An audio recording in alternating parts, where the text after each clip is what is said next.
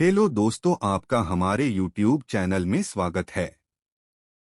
आज हम देखेंगे पुनर्जन्म की भूतिया कहानी। गांव के पुराने बाग के किनारे स्थित ठाकुर के हवेली में एक अजीब सा सन्नाटा पसरा रहता था।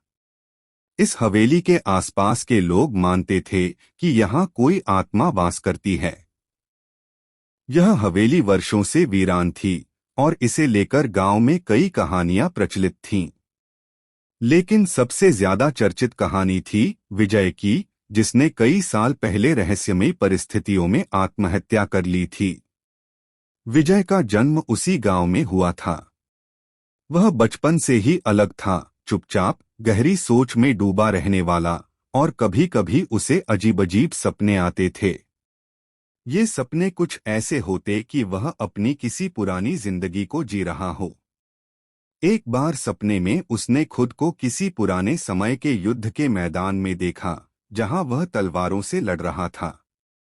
वह अक्सर किसी अनजान औरत को पुकारता, पर जब जागता तो उसे कुछ भी याद नहीं रहता था। जब विजय 25 साल का हुआ, उसके परिवार ने उसकी शादी पास के गांव की लड़की सुषमा से कर दी। शादी के बाद भी उसकी वह अजीब बातें और सपने खत्म नहीं हुए, बल्कि अब तो और भी ज्यादा स्पष्ट होने लगे।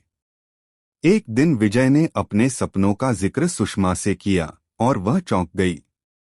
सुषमा ने अपने गांव की एक पुरानी पंडिताइन से सुना था कि कुछ लोग अपनी पिछली जिंदगी की यादों के साथ जन्म लेते हैं। सुषमा ने इसे विजय के सपनों से जोड़कर देखा। विजय का परिवार इस बात को लेकर परेशान था कि आखिर क्यों उसके सपने इतने भयानक और वास्तविक लगते थे। गांव में इन सब बातों को लेकर अजीब तरह का डर बैठा हुआ था और लोगों ने ठाकुर की हवेली को इन सपनों से जोड़ दिया। एक दिन विजय हवेली की तरफ अकेला चला गया। कहते हैं उस रात उसे हवेली में किसी औरत की परछाई दिखाई दी। वह औरत उसी को पुकार रही थी जिसे वह अपने सपनों में देखता था। विजय को एक अजीब खींचाव महसूस हुआ, और जैसे ही वह परछाई के करीब गया, उसकी आंखों के सामने अचानक उसकी पिछली जिंदगी के सारे दृश्य एक झटके में उभर आए। उसने खुद को एक पुराने समय का योद्धा देखा, और वह औरत उसकी पत्नी थी जिसे उसने किसी कारणवश खो दिया था। उसकी मौत के बाद वह खुद को दोषी मानते हुए आत्महत्या कर चुका था।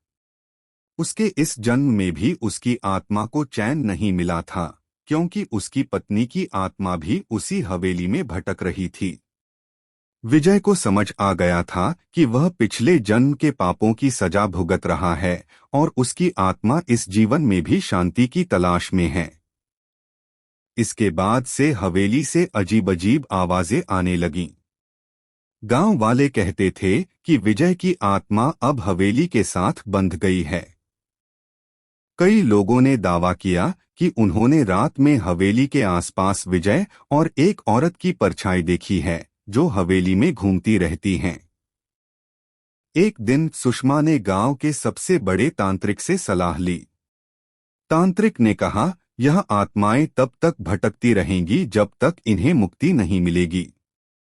इसके लिए विजय की आत्मा को पिछले जन्म के सारे पापों से मुक्त करना होगा।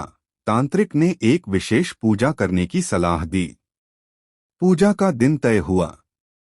जैसे ही पूजा शुरू हुई, हवेली में अजीबोगरीब घटनाएं घटने लगीं। हवेली की दीवारें हिलने लगीं, अचानक तेज हवाएं चलने लगीं, और हवेली के भीतर से कराहने की आवाजें आने लगीं। तांत्रिक ने बताया कि यह विजय की आत्मा और उसकी पत्नी की आत्मा है जो मुक्ति की मांग कर रही हैं। पूजा के बाद हवेली में सब शांत हो गया। तांत्रिक ने कहा कि अब आत्माएं मुक्त हो गई हैं, लेकिन गांव के कुछ लोग अब भी मानते हैं कि विजय की आत्मा पूरी तरह मुक्त नहीं हुई। लोग अब भी हवेली के पास जाने से डरते हैं, खासकर रात के समय।